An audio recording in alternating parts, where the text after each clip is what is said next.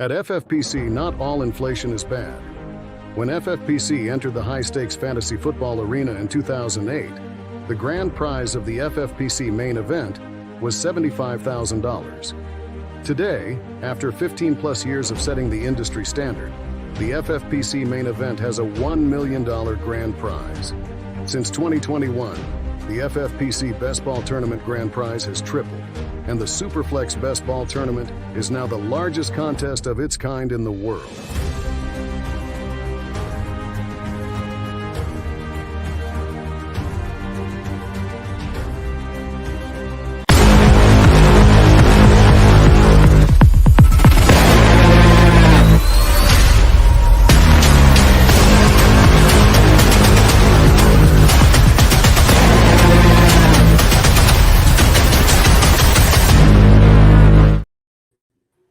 Welcome in, ladies and gentlemen, to another FFPC Main Event live draft coverage. $1 million grand prize is on the line. A $5.9 million prize pool. Joining me today, Fantasy Alarms Head of Contact, Howard Bender. Howard, thank you so much for hopping on the show.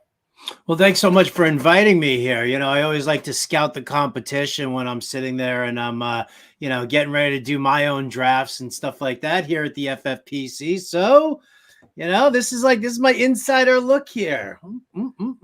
And we had talked about, all right, maybe we'll start here on the show. And I mentioned a friend of the show. He's been on Eric Balkman's High Stakes Fantasy Football Hour. Remy LeBeau goes with Amon-Ra St. Brown first overall. Obviously, in the main event, it's go get your guy time. Just off the bat, Amon-Ra St. Brown first overall. How are you feeling about that?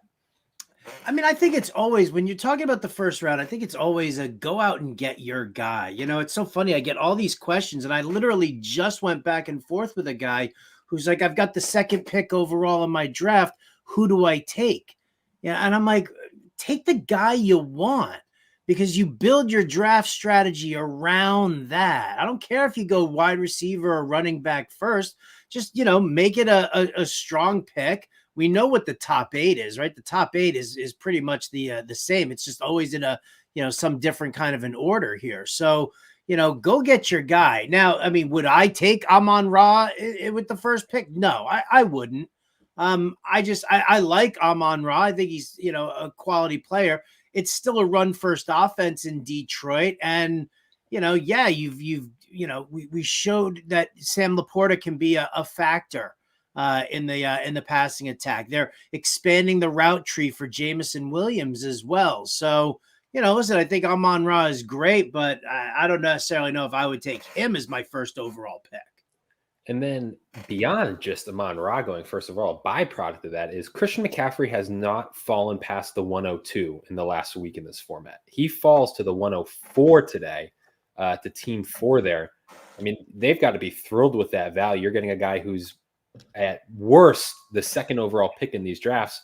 They get him at 4th, as obviously Amon-Ra goes 1, as we discussed, CD 2, and Breece Hall goes 3rd, dropping Christian McCaffrey to 4th.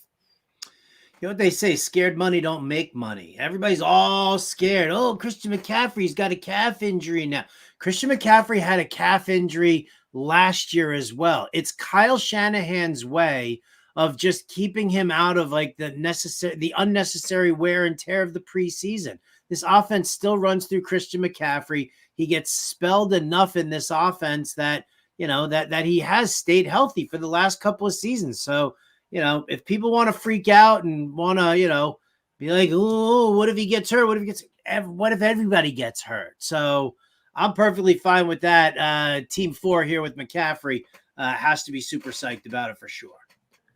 I mean, it's certainly, when you watch these drafts, and obviously I've done a lot of these live draft cards, I always say is each board is different, and it's just ADP can be all over the place. Obviously, we've actually seen, as I said, I'm pretty sure we've seen Remy LeBeau in a Fantasy Pros Championship draft take Amon-Ra, and he has discussed why he is so high on him. But it's always eye-opening to see it here in the main event. For those couple of people in the chat wondering, the FFPC Main Event is not a best ball. It is $2,000 entry, $1 million grand prize. It is a weekly managed league. Howard, I got to ask you, we kind of discussed it a little bit in the studio before the show started. CeeDee Lamb goes here at 2nd overall. Jamar Chase falls to the 108. Both of them are holding out. both of them, by all accounts, are nowhere near reaching a contract agreement with their current teams. It's kind of been trending in the wrong direction. How much CD has remained stable? We've seen Jamar's ADP be a little bit more all over the place. How concerned are you about both of those kind of contract holdouts that are going on? Does one concern you more than the other? I'm actually not concerned about either one. I mean, first and foremost, Jerry Jones has showed us over the years that he will pay his guys. He does it all the time, all the time. So, for CD not to have a contract right now, it'll get worked out. There's zero chance the Cowboys start the season without CeeDee Lamb as their number one wide receiver, because they have no running game whatsoever, and their receiving weapons behind Lamb are pretty limited as is. So I see Jerry, same as he always does. He'll pony up. And listen, Mike Brown, who's the GM of the Bengals, he's trying to play the money game and he's trying to withstand. But we know you already had T. Higgins sign the franchise tender. I think he'll be fine.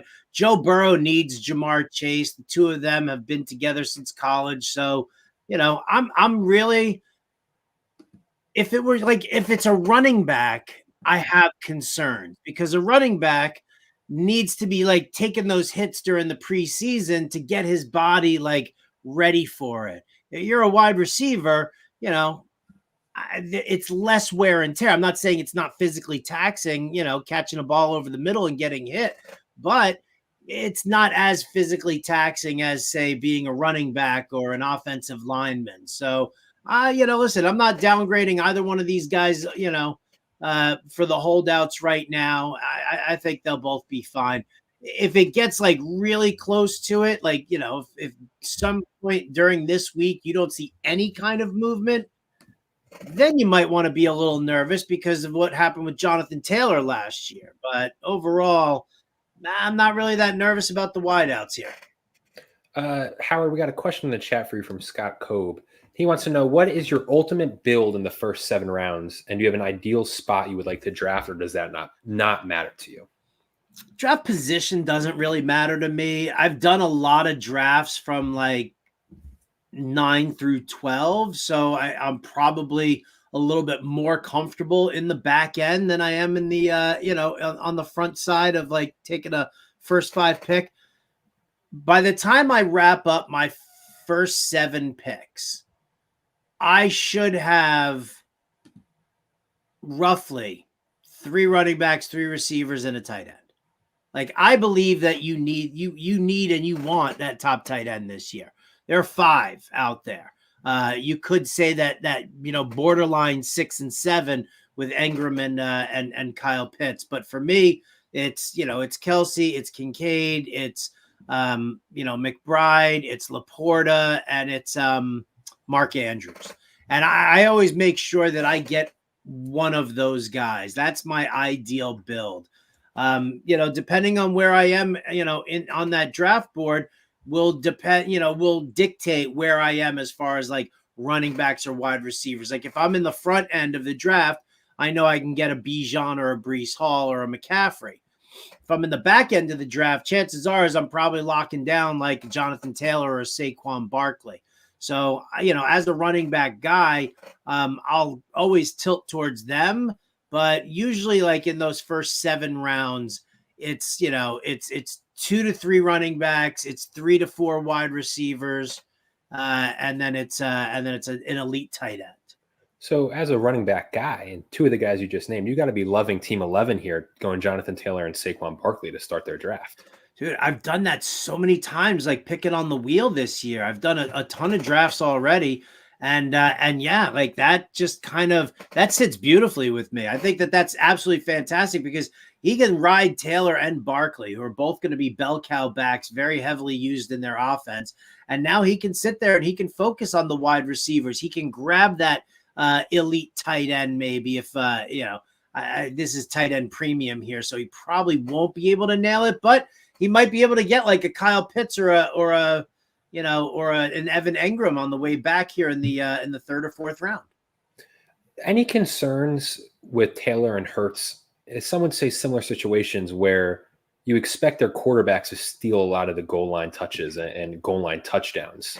Does that deflate their fantasy value in your eyes, or not as much as some other people may be saying? No, I mean, you're gonna have Anthony Richardson poaching some goal line work for sure, but this is still, they still love utilizing the power run in this. I mean, you think about it, if you show the world that you're willing to run the football heavily with Jonathan Taylor, look what that does to the RPO work in Indianapolis. Then you've got Anthony Richardson, who can now either take off and run it himself, he can dump a pass off there, or he can just pitch it back to Jonathan Taylor. So, when you're looking at that kind of an offensive scheme, I think it's a great spot. And I think that they definitely, Jim Bob Cooter knows that he wants to keep running that football with him. As far as Barkley goes, listen, I don't think we're going to see that tush push very often.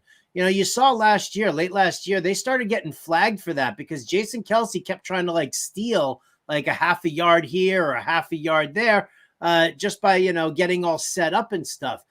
He's gone now. It's changing the dynamic of that offensive line. And, you don't necessarily want to put Jalen Hurts at risk, for all that much. Will he still get a couple? Sure, absolutely. But is he going to have 15 to 20? Probably not. Kellen Moore loves utilizing his running backs. We've seen it before, throughout, when he was with Dallas, when he was over with the Chargers. He loves a heavy run game, and he likes to utilize that to help set the pass up. So I think that's kind of where we're at right now. So yeah, I'm not concerned about either one of these guys. Starting off your draft with Taylor and Barkley, to me, is money in the bank.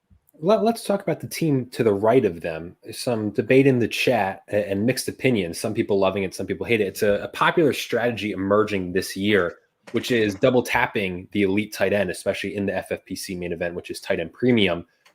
Team 12 goes Sam Laporta and Trey McBride. What are your thoughts on that strategy was a question in the chat for you. And then specifically, if you are doing that strategy, are those the two guys that you would pick? I mean, no, listen, I'm a Dalton Kincaid guy through and through. I absolutely love Dalton Kincaid. I'm having a tough time, at my rankings over at Fantasy Alarm. I still have Kelce first with Kincaid second.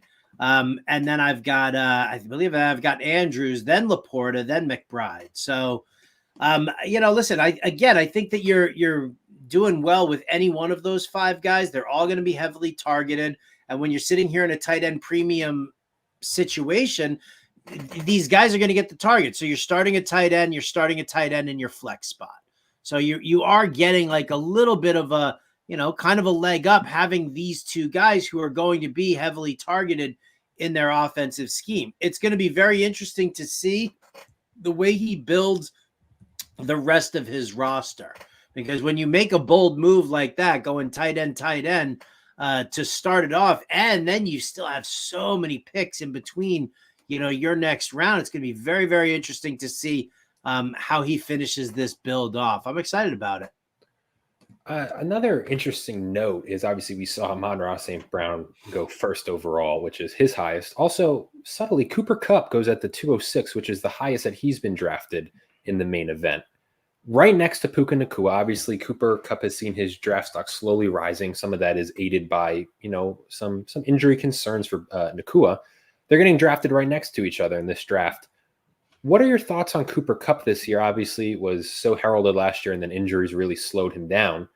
But between the two Rams receivers, if they're both going in that mid-second round, which one's price do you like better? Oh, I'd take Kupp. Absolutely. It's so funny. I genuinely think, I don't know how you feel about this, Aiden, but I genuinely feel like Puka Nacua ruined fantasy football for this season. It really did, because let's face facts. Would Puka Nacua have even remotely been what he was had Kupp not gotten hurt? That was the opportunity. He's a talented receiver, but we know that Stafford and Kupp have that, that connection that, from winning the Super Bowl together, being best friends on and off the field. It was Puka who shined bright because Kupp was out. When they were both on the field, Cooper Kupp still wasn't 100%, but he was still getting significant targets. I feel like we are way overreaching for Cooper Kupp, not for Puka Nacua right now. I like him more as like a late second rounder. And I think that we were selling Kupp. This is the highest I've seen Kupp go. Mm-hmm. I've been taking him in like the third, late third, early fourth round at times when he's been available to me like that. It's just so funny because I mean you see the dynamic with it, where like everybody's in on Puka Nacua now and regardless of Cooper Kupp's presence. And then you look at like late round picks. Then there's the question, and we'll get to this obviously, but there's that question. How are you rounding out your roster with these late round picks? Are they all just dart throws? Is everybody just chasing the next Puka Nacua? Or are you building your roster like in a way that's going to benefit your overall team? Like there are still late round guys. I see people like, swinging for the fences, and yet there are still some good high floor late round guys available that, you know what, you're going to need that. Like, cause you keep swinging for the fences like that. You're not going to find Puka Nacua with every single, 14th, 15th, 16th round pick. I think I've said it. Puka Nacua comes around once every 10 years. It's impossible to find him this year because there is no Puka Nacua. Puka Nacua is almost one of one. I gotta ask you. People in the chat are mentioning it's true, and you're seeing it. And we'll discuss the two receivers when they come off the board. But it seems as though the chief positional players have been rising up these boards, and Isaiah Pacheco is one of them. He goes at the 301 today, running back 8. Obviously, the Chiefs' offense, Patrick Mahomes, Andy Reid, is always going to be one of the elite offenses in football. And there's been a lot of discussion about Rashee Rice, Xavier Worthy, especially following Marquise Brown's injury. But man, Pacheco's been moving up draft boards. At times, you could find him in like that late fourth round. That's gone. He's been going early third. What are your thoughts on Isaiah Pacheco this year and at the running back 8 asking price? I really like Pacheco. I do. I think Andy Reid did a phenomenal job with bringing Pacheco along slowly. Everybody was waiting to see who's going to be the next Priest Holmes or the next Jamal Charles, and you were dealing with all of this like split backfield work there. And then what happened was they brought in Pacheco, and then Reid just kind of brought him along slowly. I think one of the interesting things and why he's probably rising up draft boards is obviously it's the injury to Hollywood Brown, and everybody still thinks Rashee Rice is going to be suspended, which if you look at the latest news and everything, it does not look like Rashee Rice is going to get suspended this year. Like maybe they come at him, next year, but I think they're looking at like his trial date is set for like early December. So if you're not suspending Rashee Rice and Hollywood Brown's back maybe between like week 2, week 3, then you're going to be throwing the ball just as much as the Chiefs like to do. So I think that Pacheco's moving up a little bit more because everybody's concerned about the receivers, but I don't necessarily know if you need to be concerned with the receivers just yet. It's an interesting team, and it's also one is I think some of the rises beyond anything with the receivers is people want to get their hands right on the Kansas City Chiefs, as many as they can, and you want to get your hands on that offense. But yeah, as you said, Rashee Rice isn't getting suspended. I feel pretty confident in saying that now. It's all signs are pointing to if a suspension comes, it will be for the 2025 season. Which is obviously contributing to his rise up draft boards alongside the Marquise Brown injury. Howard, question in the chat for you, and it's just kind of a general, and it's a good one. I don't think we've addressed it on our shows, is when you're drafting, especially in a weekly managed format, how much are you factoring in those teams with a week 14 bye? How much am I factoring in? Not a whole lot, right? I mean, when you're talking about like, I mean, you have to factor that in when you're talking about big tournaments, right? Because like when are your fantasy playoffs starting? In like a regular home league, your fantasy playoffs are what, 15, 16, 17? Mm-hmm. Is that what we're, yeah, right? It's like we go to a week 18 now. Yeah, exactly. So in a regular be week 19 at some point, I guarantee you. Right, yeah, of course. So like in a regular redraft league, I'm not that concerned. Like when I'm doing something like, the FFPC and I'm worried about, like that first round of the playoffs, well, then, you have to kind of, pay attention to it. But, do you really want to like cut bait on so many of these guys who just look, who have that week 14 bye, I'm pulling up the rosters as we speak here. Yeah, no worries. Take your time, and I can pull up the buys. Yeah, that's what I was just looking for. I'm just trying to get to week 14 just to see, because I know it's the Colts and it's Anthony Richardson and the Ravens, Broncos, Texans, Colts, Patriots, and Commanders. Yeah. Okay. So, all right. you have a mix of projected poor offenses and then some elite ones in there. Right. Exactly. So I don't care about anybody from Washington or New England at all. Uh-huh. And I'm kind of lukewarm on Denver. I don't mind, Javonte Williams, but I'm not going to, say no to him because of the week 14 bye.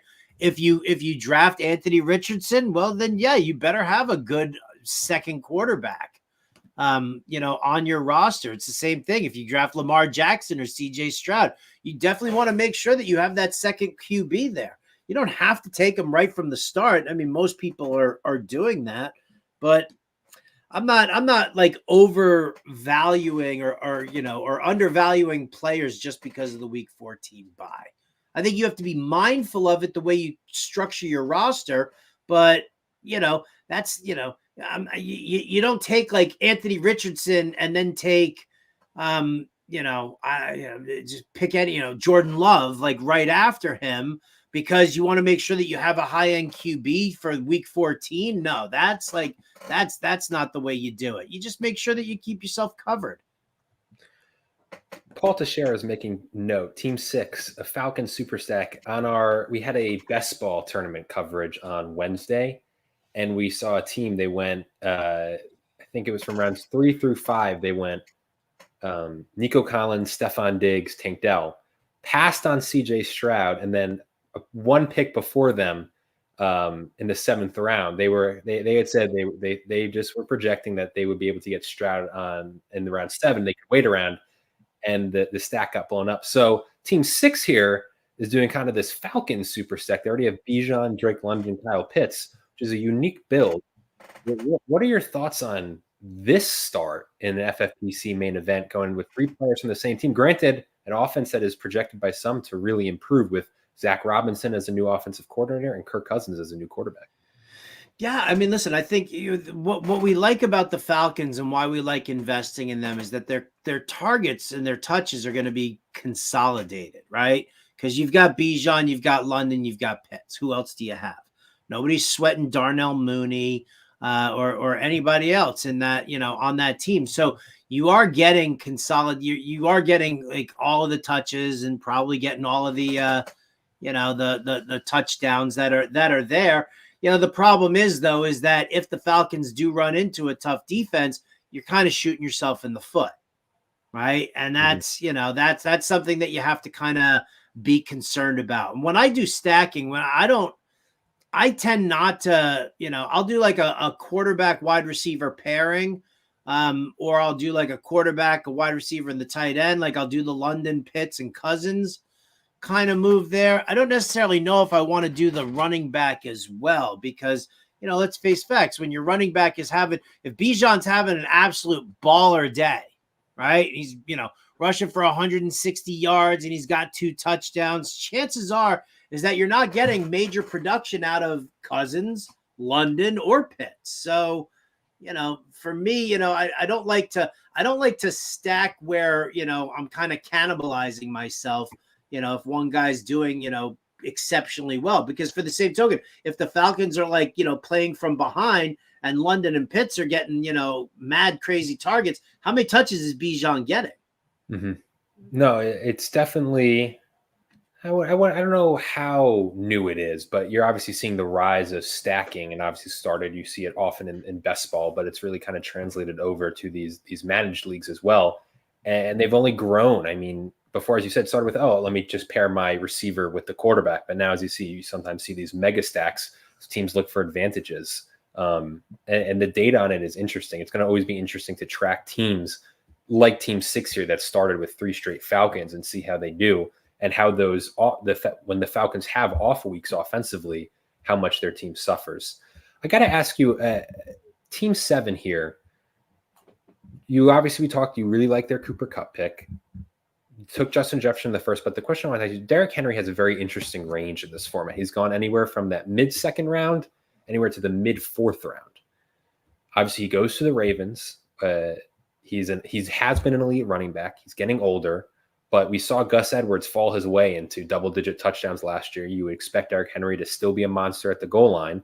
In a better offense, Lamar Jackson, taking the eyes of the defense with him sometimes. But Ravens' offensive line has not gotten better. It's actually gotten worse compared to last year, which is, I think, some rightful concerns combined with his age and possible injuries that could come from it.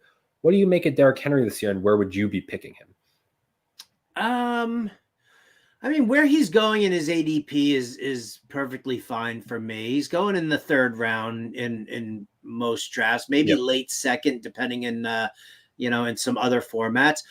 Again, you never want to be the guy left holding the bag at the end, right? you never want to be that person who takes their, but that Henry's going to see some strong volume here.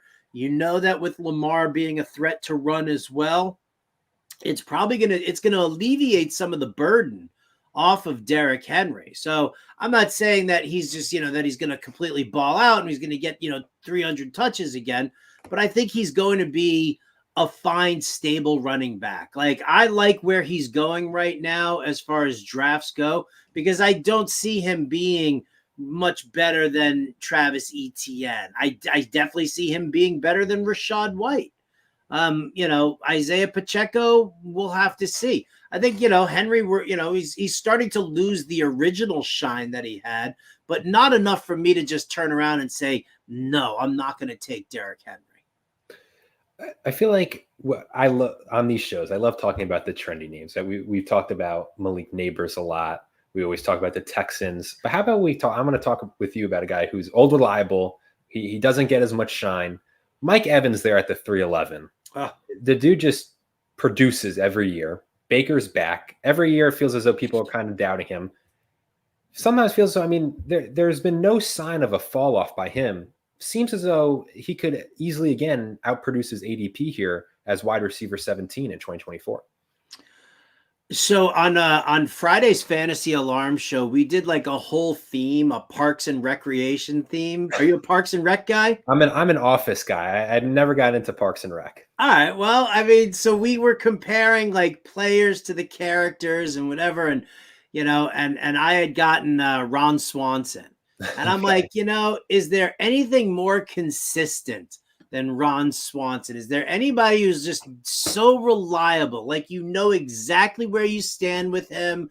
Exactly what he's going to say about certain things. Just like exactly that Mike Evans is going to have 1,000 receiving yards by the end of the season.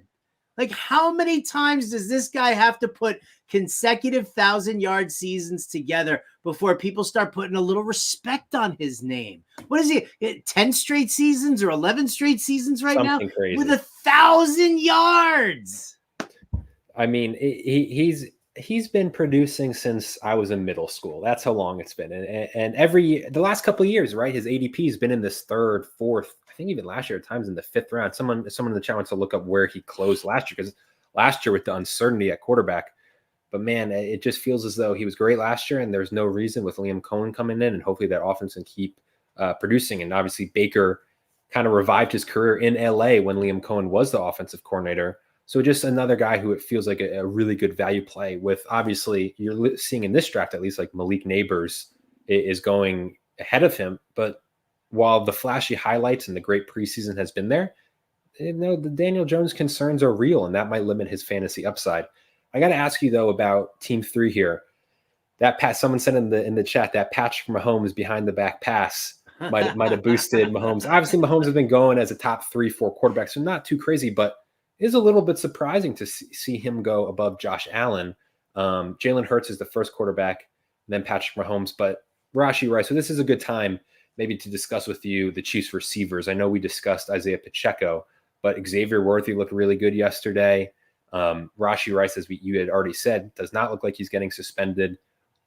With all these weapons at his disposal, do you think like Mahomes should be getting picked maybe as a QB1, QB2? Or are you the rushing upside that Jalen Hurts and Josh Allen present is the reason that they should be getting drafted over Mahomes? I know it's a little silly question because, again, QB3, but you've seen in some drafts, this push for Mahomes is going to finish as a QB1. I'm taking him as QB1.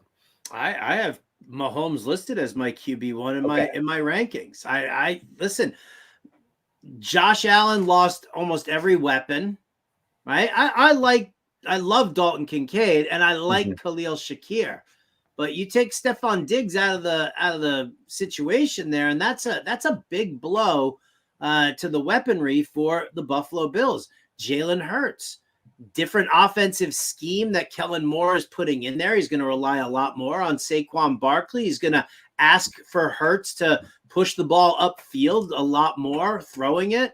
And so there's going to be some growing pains there. Obviously, again, when you lose an elite center like Jason Kelce, it's a big deal.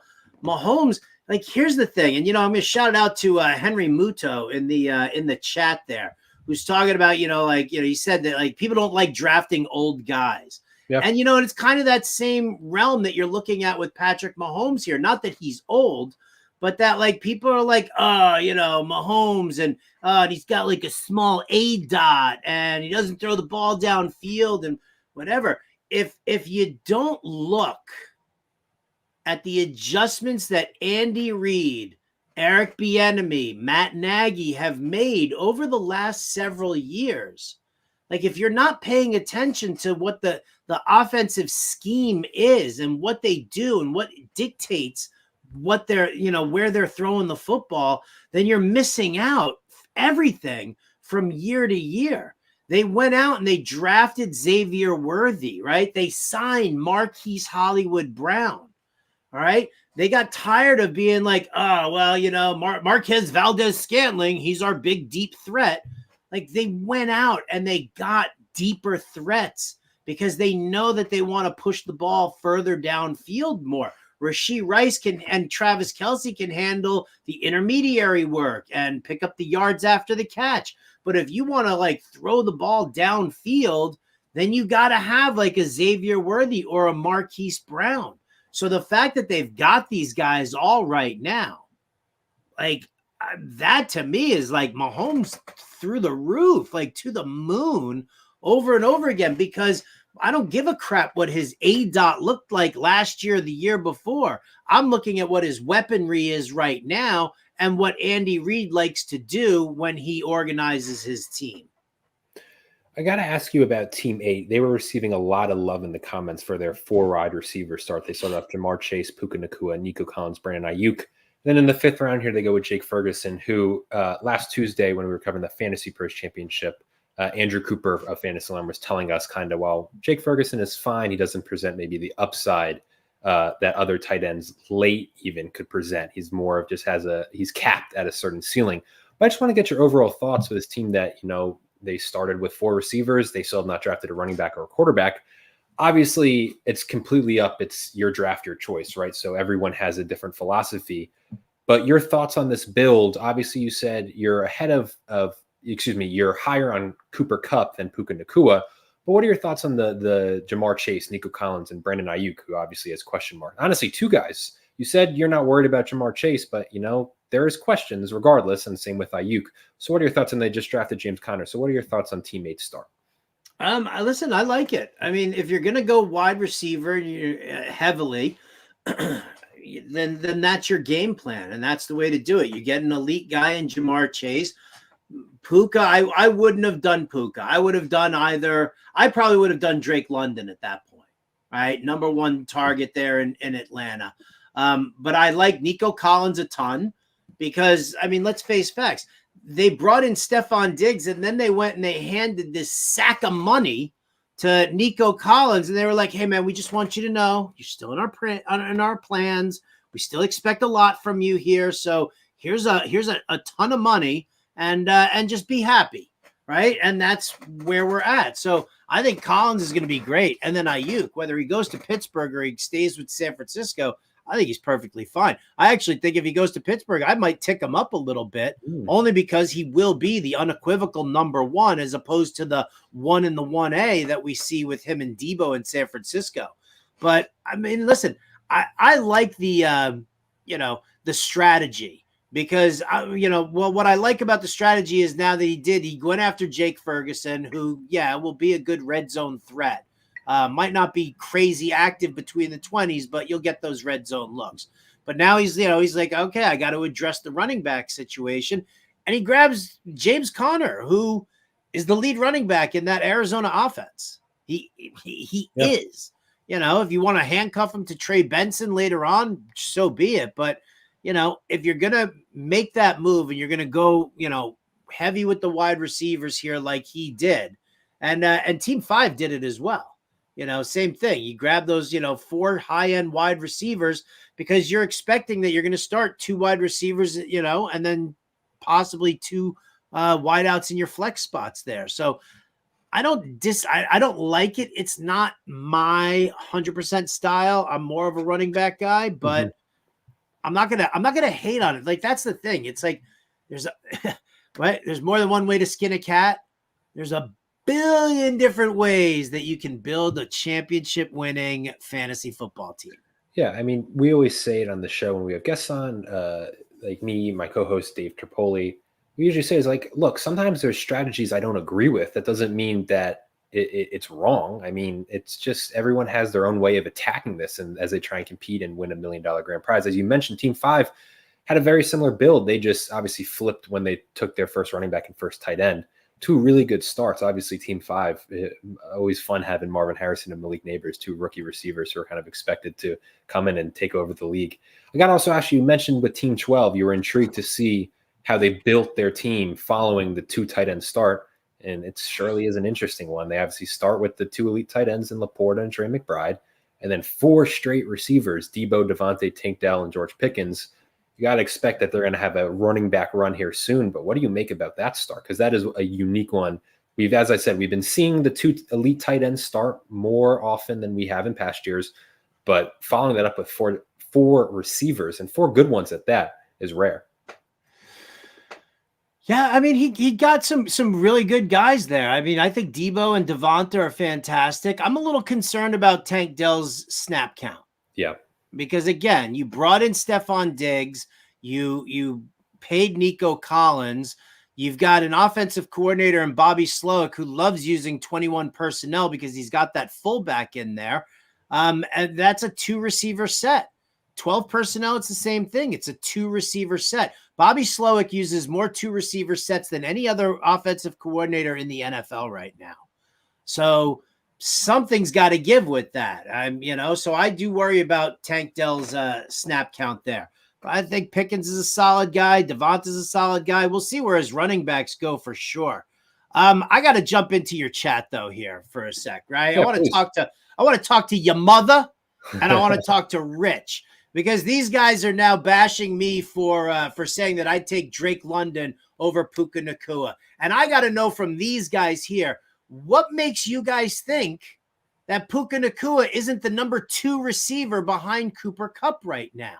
You saw the 2 of them play with, on the same field last year. And again, it was very interchangeable. Now you've got a completely healthy Cooper Kupp. Do you think that like suddenly, because Puka is like, what? Because he had a good year last year because Cooper Kupp was out, that he's now the number 1 target in the Rams offense? Drake London is the number 1 target in this Atlanta offense. Kirk Cousins is looking at Drake London first and foremost. Can you say that about Matthew Stafford and Puka Nacua at this point? I don't think you can. So, you guys want to talk to me about like losing all my credibility because I say London over Puka? Baby, come at me. I am more than happy to take that. Put your money where your mouth is. I got a whole series of Beat Howard Bender drafts that you guys can come fight me in person if you like. We love an active chat, right? And to everyone who's in the chat, thank you for watching. Thank you for tuning in. And there's nothing better because we're going to see it play out in just a couple weeks, right? And then we have a full season to see who's right, and we can see if Drake London, obviously getting the hype as they're in the comment section saying there, because I do want to get their retort to you. They're just saying that London hasn't even, where is it now? It's been firing off. They're saying that London has never averaged more than 14 points a game in a career. So people are saying the Kirk Cousins coming off the Achilles scares them a bit, might cap the upside. And then your mother said even if Puka is the number 2, he's better than Drake London. And okay, and here you go. See, this is what I'm talking about, and this is probably one of the big oopsies of a lot of fantasy players. Don't talk to me about what Drake London did when Arthur Smith was his offensive coordinator. Like, it's a completely different scheme. It's a completely different coaching staff, and it's a much better. Like, I'll take Kirk Cousins coming back off of that Achilles injury over Desmond Ridder all day, every day. Like, you can't sit there. This is one of the biggest misconceptions that fantasy football players have on the year-to-year basis. You cannot look at year-to-year data and hold that as true when you have there are 8 new head coaches, 16 new offensive coordinators this season. Schemes change, personnel changes, ideas change, coaches change, like that whole thing. So to sit there and say, well, Drake London never got more than 14 points, in his first 2 seasons, who gives a crap? It was a garbage offense. It was a garbage offense in Atlanta for the last couple of seasons. You guys all know it, and I know it. As Henry Muto did say, we'll see in 5 months, and I'm sure we'll revisit this. But I can't wait to revisit this one. Well, I love it though. And hey, these are what makes these shows great, right? There's the disagreements. We love seeing the disagreements because then we know one person's going to be right. I got to ask you though about Team 6 here. A little bit surprising because for about the last 2 weeks, ever since news broke that Jonathan Brooks would be missing about 2 to 3 weeks and possibly even starting on the PUP list in Carolina, his ADP has been dropping. Currently in the main event, he's been going in the middle of the 8th round. Although in the Fantasy Pros Champion draft, we saw him fall to the middle of the 9th. It's all over the place. Team 6 takes him about a round earlier than ADP takes him at the 706, running back 24. We know he's an incredibly talented back. We know it takes running backs a bit of time to get back to 100% from the ACL. Just because they've returned to the field doesn't mean they're fully back. We saw it even with Breece Hall last year, who closed the year so strong. But started off the year and looked a little rusty. So when you're drafting Brooks, you're maybe missing 2 to 3 weeks. You're having a player who might take a couple weeks to ramp back up. We don't know what the workload's like. We know Canales likes to run the ball. A lot of variables at play. What are your thoughts on Jonathan Brooks, and what do you think about Team 6 drafting him here at the 706? I like Brooks. I think he's a talented player. I don't think you're spending second round draft capital on a guy unless you've checked the medicals properly. So I think that he's perfectly fine. For me, I'm not taking Jonathan Brooks unless I'm also grabbing Chuba Hubbard. That's what right? Jimmy Because Williams again, said. you're investing in the system, right? That's exactly what we saw last year. Everybody thinks Rachaad White is a baller this year because he got all that crazy volume last season. It didn't matter the fact that he was 40th in yards per carry, that he was 18th in yards after contact, that he was 35th in broken tackles.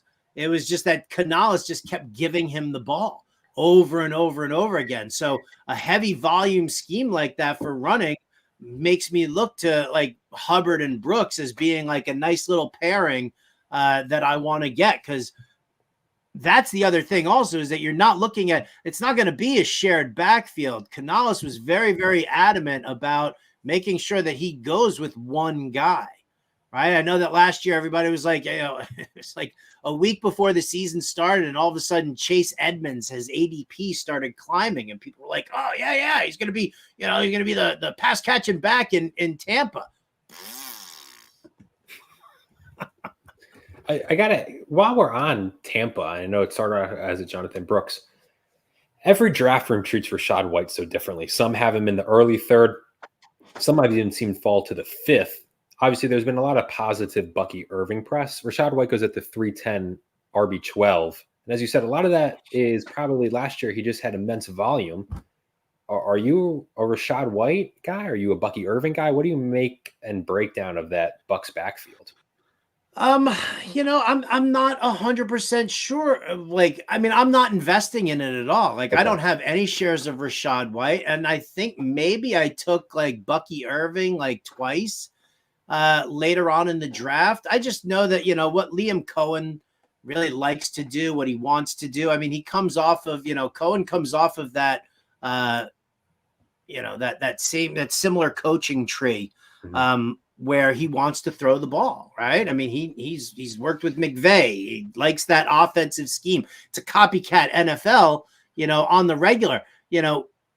Todd Bowles said to him that he wanted him to maintain a lot of what Dave Canales did last year, but Liam Cohen's going to be able to put his own spin onto certain things. I just don't necessarily know if you're going to see that same volume. I think that Rachaad White is a fine running back. He's going higher than I would take him right now, but I wouldn't completely ignore him if he dropped ADP wise for a little bit for me. But it's not a target, that I'm doing, because he was not an efficient runner, right? He wasn't, he just wasn't efficient with the workload that he got. And if he didn't get that, if he didn't get that workload, if he didn't see that many touches, there's no way he would have finished as a top 5 fantasy back like he did. There was a question in the chat a bit for you, and I'm going to get to it now that he got drafted. Was Dom Gazzetti was asking just your thoughts on Pat Freiermuth. Freiermuth, we saw a little bit of a dip with Muth when the rumors about Ayuk to Pittsburgh were really circulating, and it's cooled down a bit, and Muth's ADP has kind of risen back up a bit. He went here at the 701. What do you make of Pat Freiermuth and his ability to maybe even be, assuming no trade, that he might be the number 2 target in that offense? Assuming no trade, I do think he's the number 2 target in that offense. Big fan of Freiermuth. I think that he's definitely being undervalued by a lot of people. I think it's obviously that, there's the uneasiness of Russell Wilson and Justin Fields under center. And I could totally understand that. But, when you're looking at those kind of, quarterbacks, you're going to have Russell Wilson, who hates throwing it across the middle. He loves the sideline routes. And we're going to see a lot of that from Freiermuth, right? Pickens the downfield threat. So I think Freiermuth could stand to be an absolute dream, especially in this format in tight end premium, because I just think that he's going to see significant target volume in this scheme, unless of course Arthur Smith rears his ugly ass head again, and all of a sudden we all want Darnell Washington. Yeah. Knowing what we know about Arthur Smith, that's probably what's going to happen. I do also want to get in the chat, Rich, who you're going at it with, but he did say he loves your passion, and he loves what you're bringing to the stream. So it's all love there. Thank you, Rich. And we got some discussion right now, and I know we've discussed them a bit, but as we said, it is such an interesting build. I just want to make note, Team 12, after the 2 tight ends start, then 4 receivers, go Brian Robinson and Tony Pollard. 2 running back rooms that are shaping up to be a running back by committee. Do you have any glaring thoughts, like just strong opinions on those backfields? Or I know I've asked that a couple of times to a couple of different guests, and each one is kind of like, they're just hard to determine. Tony Pollard looked good, but the usage in both, it seems really split so far through the preseason. Yeah, I'm much more of a Tajay Spears guy than I am a Tony Pollard guy. There is that obvious concern, right? Spears has been there, and now Brian Callahan comes in as the new coach, and they grab Tony Pollard and they want him to, it's like, does the new guy, is there a reason that the new guy came in or was brought in? Does Callahan not think the world of Tajay Spears? But I think they're just going to kind of let it sort itself out, really, because both guys are decent pass catching running backs. Spears I like more because I think he can take it between the tackles. Tony Pollard's proven that he's not that guy. Mm-hmm. Right? They tried it with him last year, even that didn't happen. So, I don't really draft Tony Pollard very much. Tajay Spears, I have some shares with. Brian Robinson's kind of an interesting one because Austin Eckler even said it himself. He's like, I'm a third down back. He's like, I'm a pass catcher. I am not the guy to take it between the tackles. So, you've got Brian Robinson. Now, in this case here, The reason I don't like the ground game for Washington is Jaden Daniels and his mobility, because he's young and he's going to want to take off. He's not going to want to check it down to Eckler. He's going to look and he's going to want to take it off. Design screens to Eckler, we'll definitely see them. But then once we get down to the goal line, is Jaden Daniels going to poach the work from Brian Robinson? I think Jaden Daniels poaches more work from Brian Robinson than Hurts does from Barkley or that Josh Allen does from James Cook. Speaking of Jaden Daniels, seeing a little bump today in Terry McLaurin, which, and I saw some stuff floating around there that, Terry McLaurin is like the modern day DJ Moore, just has not had any good quarterback play. We know he's a good receiver, but it's just hampered by the fact that his quarterbacks have frankly sucked. Jaden Daniels probably automatically might be the best quarterback he's played with. We saw some positive stuff in their first preseason game together, just like little things. Do you think McLaurin, he goes here at wide receiver 28, if Jaden Daniels maybe not even reaches his ceiling, because his ceiling is very high with the talent that he is, but if Jaden Daniels comes in and does what people are kind of expecting of him, where does that leave Terry McLaurin? Is that a value in drafts as a guy who maybe we've diminished just because of years of poor quarterback play have impacted him? I'm sorry. Repeat that question again. I just saw I got distracted by the chat. Aiden, I'm sorry, man. No, I'm sorry. Absolutely no worries. You are more than fine. Essentially, the question, simplifying it, I sometimes with my question use a lot of words for a simple question. Is just what do you make of Terry McLaurin this year and to see a value in the 5th round? Oh, I think he has to have value in the 5th round. You've got to build that rapport between Daniels and McLaurin, right? We just heard them talking about the fact that they're still searching for a wide receiver 2 in Washington, which means that Jahan Dotson isn't getting it done for them here in the preseason, and they're a little concerned about that. I think you have to have that go-to guy, and I think McLaurin is that guy for Daniels. I have shares of him. He's not somebody who I like completely seek out and target, but he's definitely somebody who I look at. And the reason that I got distracted, Dominic, was that because Jaden Daniels is a rookie. He's a rookie, and a rookie is going to go with what he knows first and foremost. And Jaden Daniels is a run with the football type of guy, and take it on his own, which is why I do think that he poaches from Robinson, or he takes passes. He doesn't pass it off to Eckler. I think Anthony Richardson now here in his 2nd year, Jalen Hurts, Josh Allen. I think these guys, they know what's going on right now, especially because Jim Bob Cooter was working a lot with Anthony Richardson, teaching him how to slide properly, teaching him how to take better care of himself, learn to lean on your weaponry. Jaden Daniels still has that to learn. Howard, someone had said in the chat that this is the latest they've seen QBs go in a while. And just with no data currently in front of me, not looking at kind of our ADP, it does feel that way. But since this 8th round has started, really with the Richardson pick there at the 709, QBs have been flying off. Kyler Murray falls to the 8-12, QB9 in my now 4th month of doing these live draft coverages this season. He's been one of my guys I've been pounding the table for way back when you could even get him as QB 12, 13 at some points. I am all in on Kyler Murray this year. I think he has clear top 5 quarterback upside. I just wanted to get your thoughts if you're in agreement. We've had a lot of people on who, when we talk about Kyler Murray, are high on him. We've had a couple people are a little iffy on him.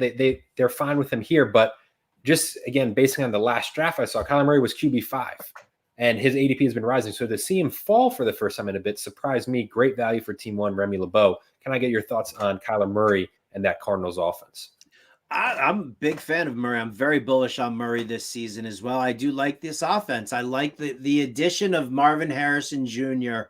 I think is going to be significant, right? You've got Trey McBride, who's your bread and butter, who's your underneath routes. You pepper with targets. You move the chains. Marvin Harrison stretches the field. He can go across the middle and run some of these slants. So I really like the weaponry there. And then you've got your fill-in guys, right? Your Michael Wilsons, your Greg Dortch. You've got a decent running game with James Conner and Trey Benson. So I think that, a lot of what you're doing right here that Murray hasn't been, I don't necessarily, not that he hasn't been, but I don't think he's been as surrounded. I think this is probably the best level of talent that he's had consistently in a long while. So I'm very bullish on him. As far as QB's going a little later on in this draft, I mean, that's just, that's something that you end up seeing, right? Like a position gets jumped all over. In this case here, I mean, look at how many wide receivers have gone off in the first 4 rounds of this draft. It's pretty significant. So then if you're also elevating the ADP of the tight ends, something's got to give. Something's got to be pushed down. So it's usually not your running backs. It ends up being like the QB position here. So, yeah, I think it's a, good spot here. Caleb Williams had a fun, albeit inefficient preseason game yesterday, but Rome Odunze looked really good. 2 guys going similar in range in this draft. Odunze goes at the 804. Brian Thomas goes at the 903. 2 guys who are impressing in the preseason, 2 highly drafted rookie receivers. Obviously, there's the Neighbors and Harrison are a tier of their own. Between Odunze and Brian Thomas, and I'll actually even throw in Ladd McConkey. Out of those 3 names, which rookie wide receiver are you most in on this year? I would probably say at this point right now, I might be a little bit more in on McConkey. He does seem like he's blossoming into potentially that number 1 receiving target. I know it's a high volume rushing offense, but it's still Justin Herbert, and he's still going to throw the football. So if he's building that rapport with Ladd McConkey, I definitely think that that's something to look at. You've taken away Justin Herbert's security blanket and Keenan Allen. So you have to make it up somewhere, right? He's going to be looking for somebody. And if that could be Ladd McConkey, I think that's a great spot. Quentin Johnson can't get separation still. So, I'm not in on that. So I'll say McConkey. Then I'll go with Brian Thomas, actually. One of the things that we saw with the Jaguars last year, and another reason why I'm very bullish on Christian Kirk, is because, Kirk got banged up. And then when he came back, they started trying to use him as a field stretcher because Calvin Ridley was hurt. And Kirk is better at the underneath routes, and he's able to handle the across the over the middle stuff and help move the chains a lot more. So what the Jags did was they drafted Brian Thomas, and then they brought in also Gabe Davis. So they've got field stretchers here. So that's going to leave Christian Kirk to get the work that he does. So I like Brian Thomas as like a good dart throw kind of, long shot type guy. My problem with Odunze is not his talent. And in dynasty leagues, I am so in on grabbing Rome Odunze. This season, he just kind of profiles a little bit more like that Jackson Smith-Njigba 2.0, right? Like Smith-Njigba, incredibly talented wide receiver, but he was playing behind DK Metcalf and Tyler Lockett. And so he wasn't seeing the snap count or the targets that everybody was really that bullish on. I think it's kind of in that similar realm here for Odunze this year, because you do have DJ Moore, and you did bring in Keenan Allen. So there's a little concern, but like beyond this year, I'll take Rome Odunze over the other 2 all day, every day, and twice on Sunday. No, obviously every Rome Odunze conversation and debate is always prefaced with, if this was Dynasty, it's a completely different story. But for this year and the weekly managers, and it's the same offensive coordinator that JSN had with Shane Waldron. So who is, not a fantasy player's favorite offensive coordinator. I'll say it like that. So a little bit of a tough landing spot for 2024 for Odunze in fantasy, but for years to come, a lot of excitement. Gotta mention quickly, obviously, one of the more negative news yesterday was Jaylen Warren goes down with a hamstring injury in their preseason game. He did not return. I think the severity is still unknown. I think if you're at worst, he might be missing multiple weeks. I think the current timetable I've seen rumored is, 2 to 3 weeks, which kind of puts him in line. Maybe he misses week 1, possibly 2. You see it here. Obviously, him and Najee had been going pretty close together. Najee goes now a whole round earlier than him. Warren's ADP dips a bit. Najee rises a bit. obviously an unfortunate injury right before the season. Obviously, Arthur Smith is there, which is a whole nother story. But is that Jalen Warren hamstring injury concerning you?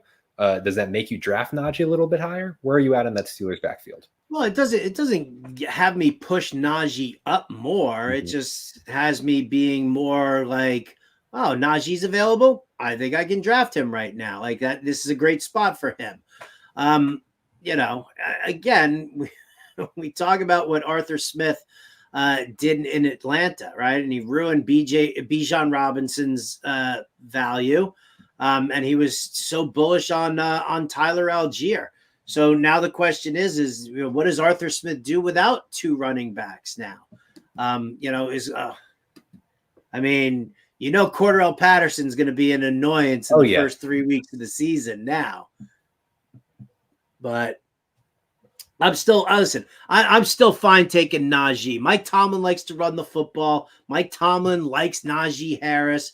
And I think that's, we're going to see like Warren going down. It sucks for anybody who's drafted him already, but Warren going down definitely helps Najee Harris's value. Not enough to push him up the boards, but at least, take him where he's going. A little more comfortable. Got to admit, Howard, you might be the first guest we've ever had who has professed even somewhat positive sounding things about the Denver Broncos. So I got to ask you with Courtland Sutton here because every Broncos conversation is we hate Sean Payton. You can't take him at his word. Who knows what the heck's going to happen? I got to ask you if you could give a little more detail as why you said, I believe the word is you were lukewarm on them. Can you tell me one, why? And then specifically, I know you said you don't mind Javonte. Does that lukewarm and, slight positivity towards them pertain to Courtland Sutton as well? Listen, this is Joe Lombardi's offense. And what did we've watched Joe Lombardi. We watched him for years with Sean Payton in New Orleans. We watched him last year in Los Angeles, or not last year, the year before that in Los Angeles. And we know what he's all about. Joe Lombardi's offense, right? The running backs in a Joe Lombardi system have finished in the top 5 for targets, running back targets over the last 5 years. Over the last 2 years, they finished number 1 overall. So now that Javonte Williams is a full year removed from the ACL injury, and even Sean Payton has been like, wow, yeah, dude, this dude is he's better than I thought. And looks like a totally different guy from last year. Javonte Williams, I think he's going to end up getting a majority of those targets. It's not an undersized Jaleel McLaughlin. It's not Samaje Perine. Like they would prefer to have what Denver would like to have is they would like to have like that Mark Ingram, Alvin Kamara situation again. They want Audric Estime to really be that bruising back that Mark Ingram was. So I love what Joe Lombardi's offense does for not only the running backs, but then I also love what he does for Courtland Sutton. I was telling everybody and their grandma to draft Courtland Sutton last year because he was going in like the 9th or 10th round. And I was like, Joe Lombardi's offense force feeds targets to the X receiver. We saw it with Michael Thomas. We saw it with who was right before Michael Thomas? Who's the guy right before him? Blanking on his name. Either way.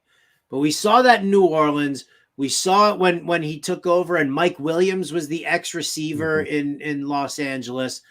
And then we saw it last year with Courtland Sutton, right? He didn't have like crazy yardage because, Russell Wilson can't throw it, over the middle of the field, which is definitely an issue for him. But Courtland Sutton got all the targets. He had great red zone touches. He had great touchdown numbers. He didn't have as an explosive year for receiving yards, but he out-touched, out-targeted, and out-caught every other receiver in Denver. So now what you did is now you bring in Bo Nix, who basically ran this same offense at Oregon. Like he's captain check down. So I love that for Javonte Williams for sure. And I think, it's not that I love Denver. It's that I like what Javonte Williams' potential is going to be. I like that people are not drafting Cortland Sutton again this year, and I'll take him at a nice little discount.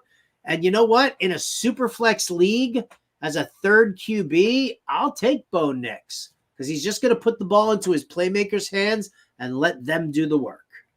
I will say, as a Bo Nix doubter myself, just in terms of not fantasy, but just coming into the NFL, has looked solid this preseason and has had really good reports. And Javonte Williams, talk about a press coverage like 180, as Henry Muto pointed out.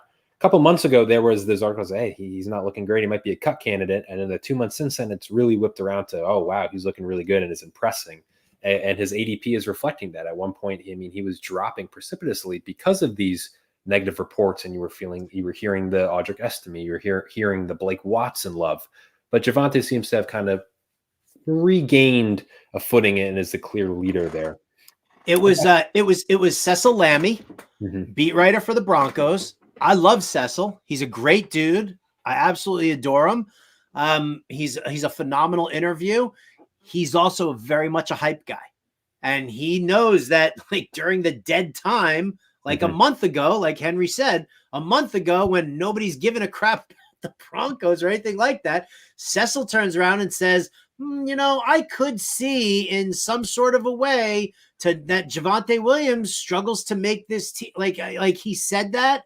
And then what happened? Like as soon as training camp started, Javonte was the only one running with the ones. Yep. None of the other guys were. So, you always have to watch out for beat writers right now, because NFL beat writers, very few of them are really, really good. The majority of them are basically puppets for the coaching staff because they don't want to be kicked out of the locker room. NFL coaches do it all the time. You say something bad about the team, you say something, that the coach doesn't want you to say, and they will ban your access from that locker room, or they'll just tell players not to talk to you. And we've seen it a number of different times where that's actually happened. I remember Kyle Shanahan a couple of years ago told every beat writer, do not write about JaMycal Hasty. Don't write about him at all, because I guess it was like, it was McCaffrey was hurt, or it was McCaffrey was banged up and Elijah Mitchell was banged up, and he was like, don't say anything about JaMycal Hasty because I want to use him as a secret weapon. And that's that's an issue. So you have to be very careful about which beat writers you're listening to. Shout out to Tim 20man, who covers the Detroit Lions. That dude's a beat writer. I love him.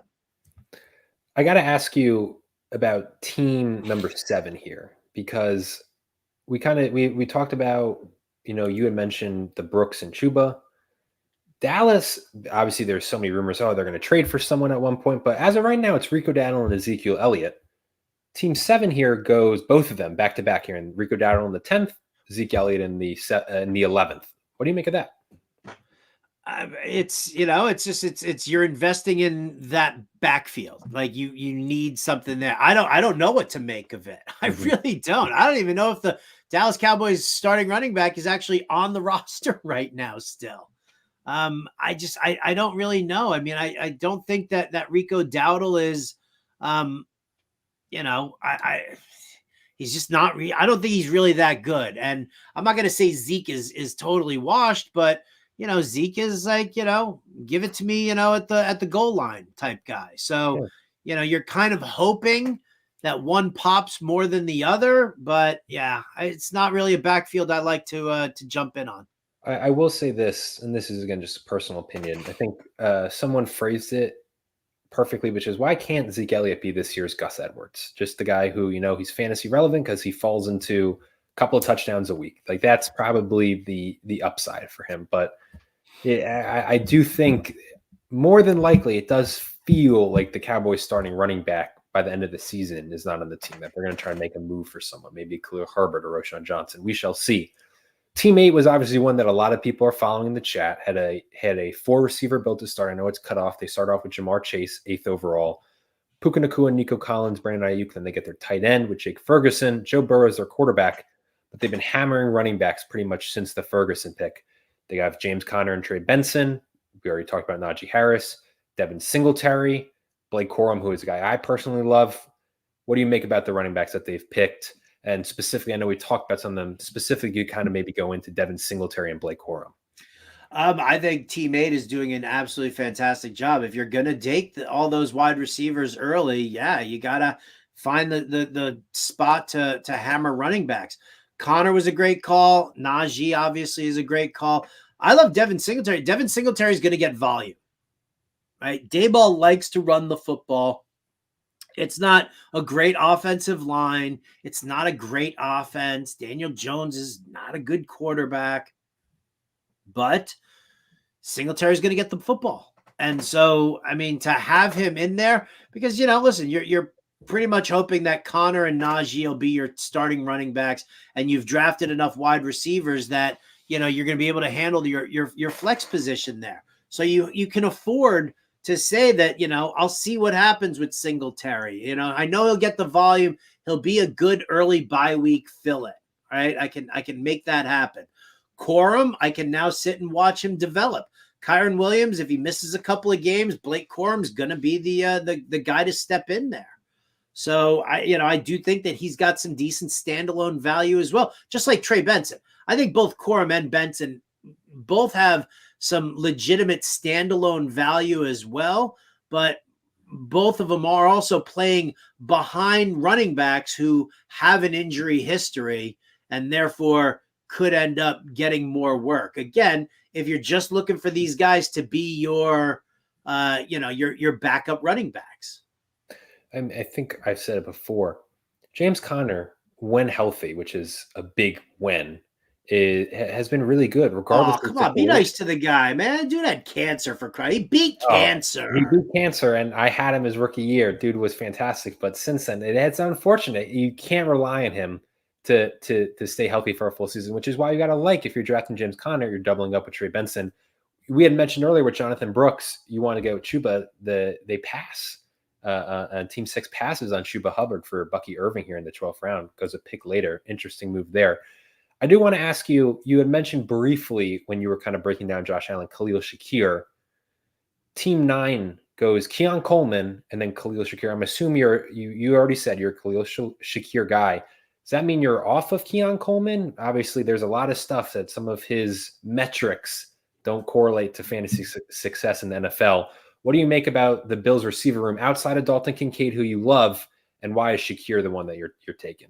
Yeah, because I think Shakir is going to be the guy to really handle the underneath work. Joe Brady's offensive scheme, he loves these like underneath routes, the crossing patterns, the slants, the quick shot to the sideline, the button hook, right? And what he wants to do is he wants his quarterback to put the ball into the receiver's hands and let the receivers pick up yards after the catch. We know that Josh Allen's already got the rapport with Khalil Shakir, right? Perfectly fine there. Curtis Samuel is an intriguing option. Mm-hmm. Coleman, I think, the problem with Coleman, and I love Keon Coleman from a personality standpoint. I think that's probably one of the biggest things that's been problematic is that everybody falls in love with the guy for his interviews, but they don't notice the fact that he struggled to get good separation in college. And is he going to be able to get separation in the NFL, which is a million times more difficult? So I think he kind of ends up a little bit more of like a field stretching type guy in this scheme, where I think that Shakir and Curtis Samuel and Kincaid are going to see the majority of targets because of just the system that Joe Brady runs and the passing the route tree that these receivers have. There is a question I love asking each guest because I think it's one of the more important questions, especially in FFPC where it's tight end premium. And that is, we always see this stat, right? That for a certain number of years straight, it's an absurd amount, a tight end who's drafted outside of the top 18 breaks into the top 5 each year. We saw it with Laporta. We've seen it with Evan Ingram. You see year after year, there's always a guy get drafted late who has a big season and emerges as a top 5 tight end. This year feels ickier, right? It's hard to look and find a guy. And as I always say, I don't know if I do revisionist history and that's an every year thing I look and it feels gross and someone emerges, or maybe this year actually is worse than past years.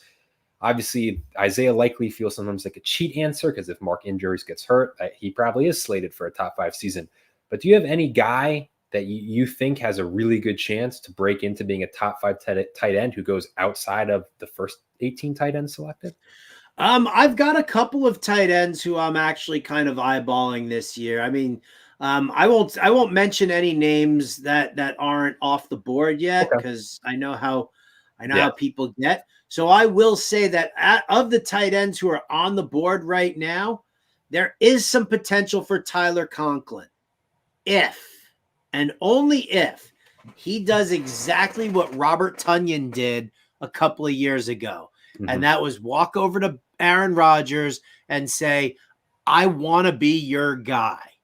Tell me what I have to do to be your guy. And Rodgers said, okay, well, when I do this, I want you to be here. When I do this, I want you to be over here.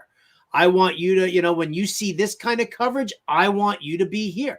And Tonyan, to his credit, did everything that Rodgers said. Everything that Rodgers said.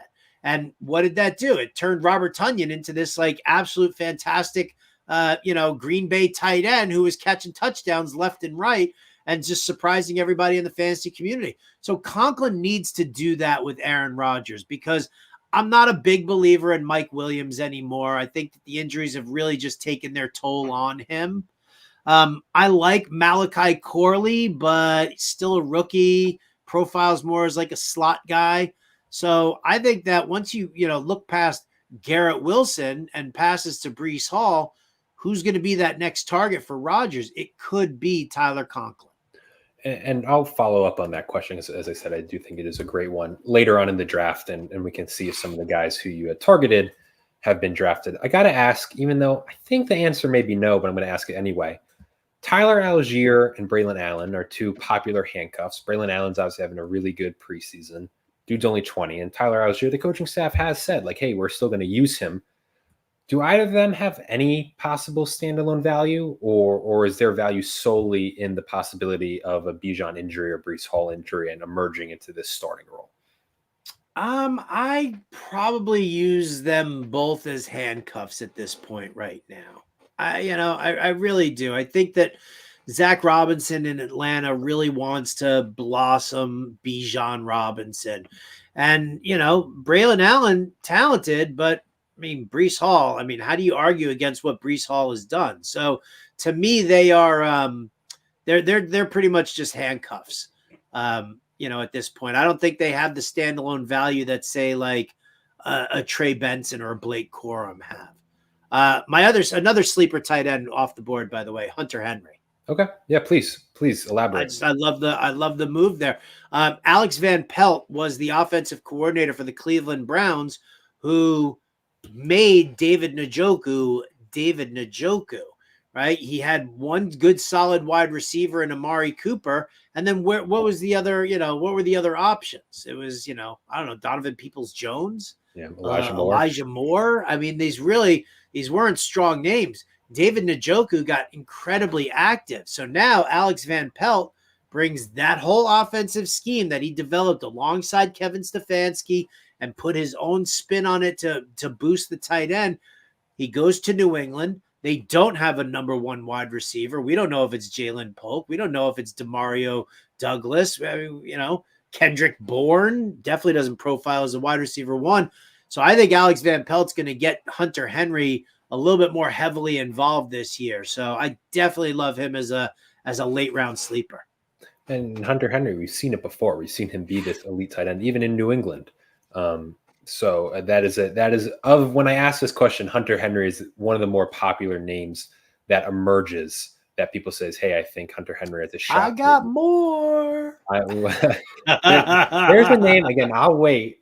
And I don't need, as I said, I'm just the host. I like direction. But when there's a couple of takes I sprinkle in here and there, I have a name and I'm intrigued to see maybe it's the same one as you that I really like. But I got to ask, Gardner Minshew was named the Raiders starting quarterback today. Raiders, maybe not a fantasy wasteland per se. Obviously, Zamir White's there, but the pass catchers, it's not great. Devontae Adams went here late in the second round. We look at Brock Bowers goes here tight end 12 at the 705. And Jacoby Myers goes at the 1109, wide receiver 55. Your outlook on the Raiders, is that offense feel sometimes as bleak as kind of it looks on the surface, or is Gardner Minshew going to be able to provide some fantasy relevant seasons for multiple names? I don't really know. I only have like a share or two of Devontae Adams because I hate Gardner Minshew and Aiden O'Connell. I don't think either one of them are particularly strong QB. Yeah. Devontae, he'll get force fed the targets over and over again, but yeah, I don't know. I have one share of Brock Bowers. I have like one share of Jacoby Myers because one of those guys is going to end up being the number 2 target. Mm-hmm. Adams will be the number 1 target. One of those guys will be the number 2 target. You bring in a guy like Brock Bowers, you spend the draft capital on him, you expect him to be able to perform. And they'll probably utilize him a lot more than just as a tight end, right? Michael Mayer can stay as the inline tight end, whereas Brock Bowers, you want to release him into the wild and let him start catching some passes. So, I don't love this offense at all for the Raiders. I don't love it for fantasy purposes. I think you can kind of fill in the blanks with some of these guys, but they're just not targets. Team 12, there was a question in the chat. I know I try and keep I don't want to zoom out of the draft board too much so we can't see it. That is Team 12's first quarterback. It is Kirk Cousins at QB 17. Also blows up the Falcons mega stack that we had developing. Yeah, right. Obviously in the 14th round, it's a little, but what do you make? We've talked about the Falcons. Does your positivity, your love towards Drake London correlate to a Kirk Cousins off of an Achilles injury, having another successful season? What are the more underrated quarterbacks fantasy wise?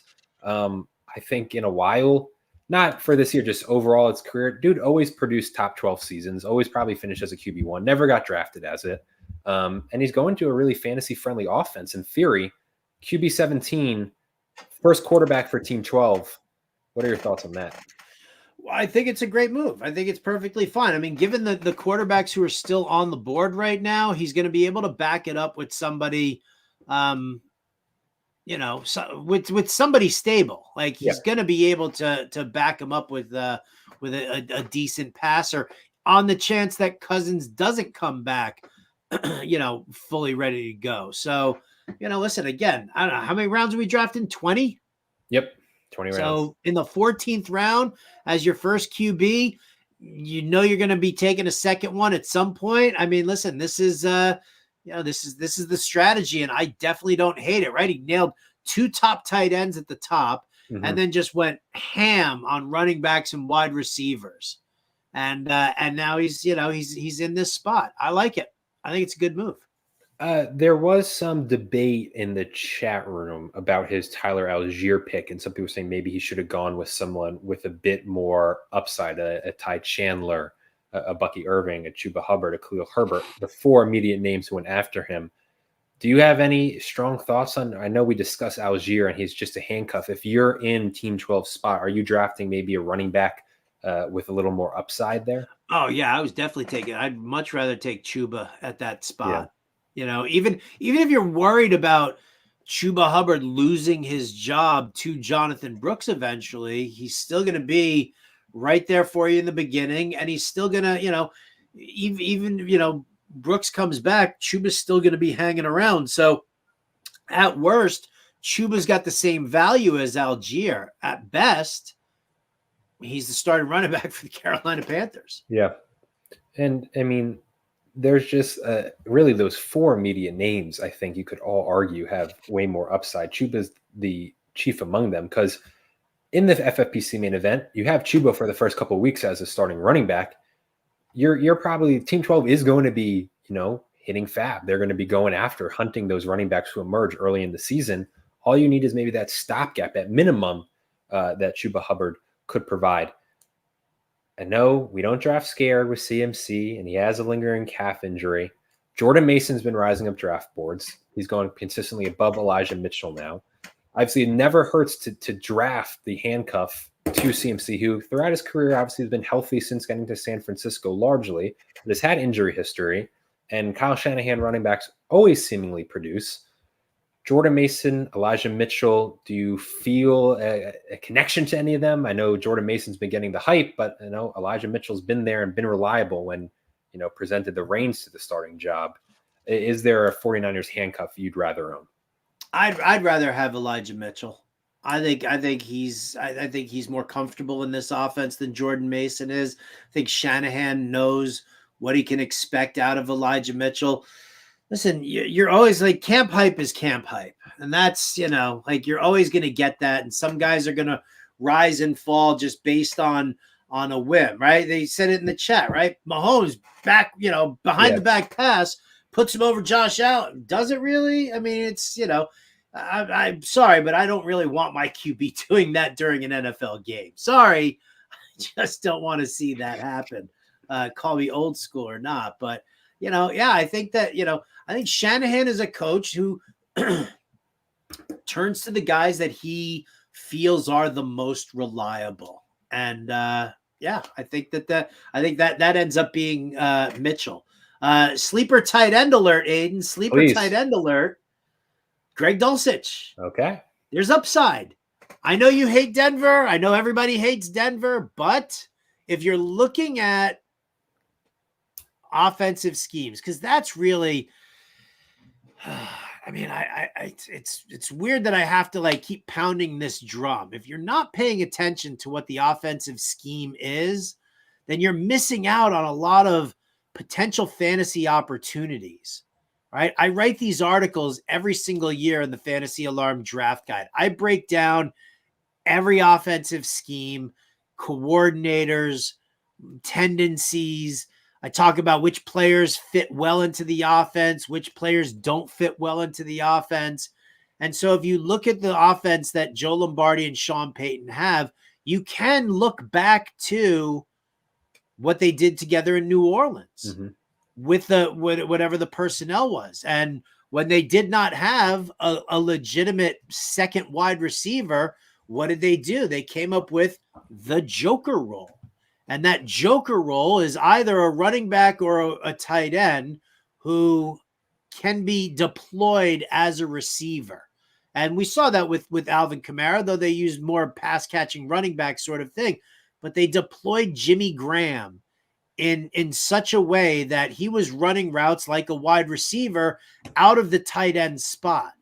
And they called it the Joker role. Well, the Joker role in Denver right now could be Greg Dulcich. He's got some hamstring issues from years past. So, can he stay on the field and be healthy? When I draft injury agnostic. I don't believe in this. He can get hurt, and then what happens then? Because anybody can get hurt. It's football. It's a tough game to play.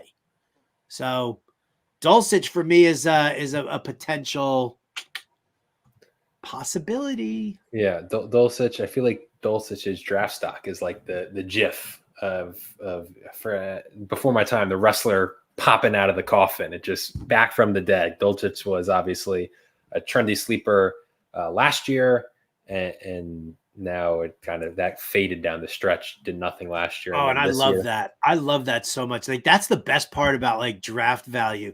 When the whole fantasy community, when Big Fantasy is telling you that this guy sucks, you say, screw you, Big Fantasy, and you take the other guy.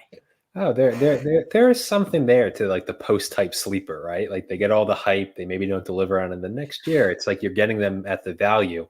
The one chief among them this year that I've been talking about a lot with our guests is Christian Watson comes up in that, where it's what you always hear Watson got steamed up into the late third round last year, and all the buzz was there. Then the hamstring injury popped up again. He never got into a rhythm. Had a couple of okay weeks, but just never he came close to fulfilling that draft capital. Now he's going in the middle 7th, early 8th. That's probably where he should be going, and a lot of people are confidently drafting him there. I got to ask you about kind of some sleepers on the Giants, because it's a little bit risky talking about sleepers on the Giants, because who knows what Daniel Jones Like if he's weighing down Malik Neighbors, he's weighing down everyone. But I've heard people who are putting a lot of chips late in Wan'Dale Robinson. And then there's obviously Eric Gray and Tyrone Tracy, that a lot of the two running back sleepers who a lot of people are kind of split on of which one is going to emerge, because a lot of people think one of them is going to emerge over Devin Singletary. So I got to ask you your thoughts on, outside of the big guns and Malik Neighbors, and obviously Devin Singletary, who's currently the starting running back, where are you at on some of these giant sleepers that are kind of emerging, these late round dart throws? I'm not really that bullish on them. I do like Theo Johnson, the backup tight end behind Daniel Bellinger. I think Theo Johnson's got the talent. I know he's banged up right now, so that's obviously like going to suppress that draft value. But yeah, again, this is not a team where I'm like finding sleepers like that. Like I'd rather fish on a team that I think has, just a much more productive offense like that. And the Giants just aren't it right now. I'll give you he just got drafted. My sleeper tight end, Jonnu Smith. Jonnu. I'm a big fan. I think he's incredibly athletic. I mean, we saw flashes that I don't think anyone was expecting last year in Atlanta. I'm a big believer in Mike McDaniel. I do think he's an offensive genius. There's rave reports coming out of the training camp. I like the way I think they're going to use him over the middle. Tua likes throwing over the middle. I think Jonnu Smith could be due for a big year in an elite offense. And he's my guy who I think is going outside of those top 18 tight ends, who I think could conceivably break into the top 5. His only issue is, Tyreek's there, Jalen Waddle's there, all the running backs. Will he maybe get some of the usage that is needed to get top 5? I don't know, but I'm willing to take a bet in the 16th round. In the 16th round, absolutely. Because you think about it, right? I mean, what's standing in George Kittle's way? Because this offense is it's the exact offense that they were running in San Francisco. Mike McDaniel was working with Kyle Shanahan, and they took that offense and he brought it to Miami. So Tyreek, Jalen Waddle, Debo, Brandon Ayuk, Jonnu Smith, George Kittle. Yeah, no, and again, like Jonnu Smith has had flashes. It's just about putting it all together. So I'm willing to take a shot on a guy who I think I've seen have really good talent. I mean, Mike Gesicki's another one. I'm not personally on him, but that's another guy who we've seen him. He has a time. I mean, Mike Gesicki is arguably almost just a receiver. He's going to a really good offense there in Cincinnati. Maybe they finally utilize him, and who knows what happens with Jamar Chase, T. Higgins, known injury problems. Maybe Mike Gesicki has a bigger role than people think. So there's a lot of names there that are possible, right? There's going to be one. It's just about finding it, and that's sometimes what determines these leagues. Now, maybe didn't think I would be talking about him as much as we did. 2 names, which is Damian Pierce and Cam Akers. Obviously, Cam Akers has not been drafted. When we're late in these drafts, some of the names I pull up to talk about, it's just, you're like, man, I didn't think I'd be here. But Pierce has been struggling in the preseason games, although he had some love from DeMeco Ryans earlier in preseason. But Cam Akers has looked surprisingly good off of 2 Achilles tears. Joe Mixon is getting up there. You're drafting these guys late. If in the couple of weeks, if nothing emerges from either Pierce or Akers, you just cut them. You're able to do that in this format. But maybe this is just more a general question for that Texans backfield. Do you think Joe Mixon is going to produce the way he did in Cincinnati? Or do you think there is an opportunity for some of these, reclaim projects, Damian Pierce, Cam Akers, to maybe have a bigger role than we expect this year? I think it's just the Texans safeguarding themselves in case of an injury, having somebody there. I think I like Joe Mixon in this offense in Houston tremendously for the sole fact that this is the first time he's actually going to be able to run behind a fullback, right? He's going to get that extra blocker in there that Bobby Slowick likes to use. So Andrew Beck is going to be on the field a ton with Joe Mixon, just kind of leading that charge. So, Mixon can afford to be patient, and he can find the holes in the running room. So, guys like Damian Pierce or Cam Akers, it's just, yes, you can take some shots on that. It's kind of funny, it's like if you go wide receiver heavy early in your draft, you end up taking these guys like a Damian Pierce or a Cam Akers late because you're hoping that if an injury happens, somebody steps in, and now all of a sudden you've got a starting running back. It's one of the reasons why I like drafting running backs early, because I like, for these last few rounds, I like grabbing the guys, the receivers who have like the significant upside. Like, just look at this. Rashad Bateman could be the number 2, or the number 3 target behind Andrews and Zay Flowers. Michael Wilson's going to probably be opposite Marvin Harrison Jr. Wan'Dale Robinson working out of the slot. Demarcus Robinson, if he beats out Jordan Whittington. Ooh, sorry, I didn't mean to give that name away. Yeah. But either way, Demarcus Robinson, Xavier Legette. I think Xavier Legette is a great late round pick because, these are guys who really could develop in the later part of the season. You don't need them to develop right from the word go. Like, that's always the funny thing. Like, a guy like Xavier Legette, you watch, guy like Legette, if he's not completely active in the passing attack in the first 3 weeks of the season, then people are going to drop him left and right. And then I'm going to want to grab him and stash him because I know later on in the season, when he's more comfortable in the offense, that what he's capable of doing. I will say this about Legette. To me, very similar to how we discussed with Keon Coleman, one, great personality, which is why people are falling in love with him. A lot of underlying metrics or just general stats that don't exactly forecast fantasy success. I mean, the amount of fifth-year breakout receivers in college to get drafted in the first round and go on to be successful NFL pros, incredibly low. I mean, you don't see a lot of guys who have had, I believe, one season in college above 500 yards go in the first round and then have fantasy success. But it's way easier to stomach taking that chance in the 16th round versus Keon Coleman is top 10 round draft capital. So I think that, again, Legette, why aren't you taking a shot? The team clearly believes in him. That's an offense that, again, they're going to be run heavy, but I think clearly have a better structure in place. And at worst, 16th round, Legette doesn't pan out, you're going to just cut him. That's more than fine. Another name you didn't even mention, like Luke McCaffrey is another guy. Jahan Dotson's having a rough camp by all accounts. Luke McCaffrey's, the coaches, that's an open competition for that wide receiver 2 spot. So, I agree with you. The receivers always feel as though they're kind of dart throws late, have way more upside than some of these late round running backs. I do wanted to ask a question in the chat.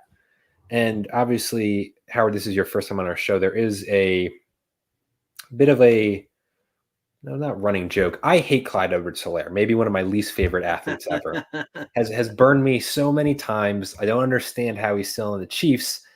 And then shockingly on our last draft coverage, I said, again, as you mentioned, it is just one of the beat reporters, but there's some rumblings. Hey, the Chiefs might only carry 2 running backs to start the season. And you start thinking, well, man, if Pacheco does go down, it's just the Clyde Edwards-Helaire show again.